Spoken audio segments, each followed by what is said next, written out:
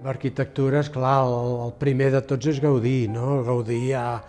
mitjans dels anys 80 ja està fent coses molt originals. Està fent la Casa Vicenç, per exemple, aquí al carrer Carolines de Barcelona, o està fent la Finca Güell amb aquella porta magnífica que és un drac de ferro forjat, que segurament és l'escultura més creativa mundial d'aquella època. Això seria als 80, a finals dels 80,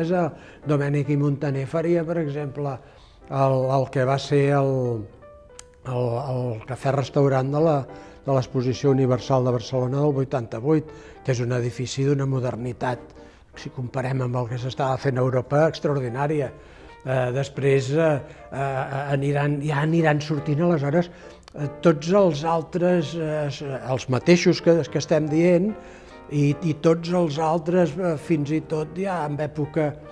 més tardana, doncs el Palau de la Música Catalana, que ja és de 1906-1908, del Lluís Domènech i Montaner, doncs és una gran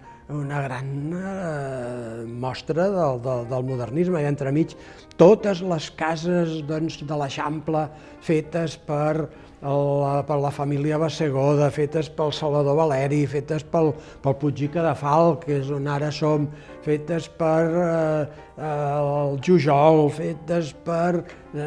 quantitat i quantitat d'arquitectes d'aquella generació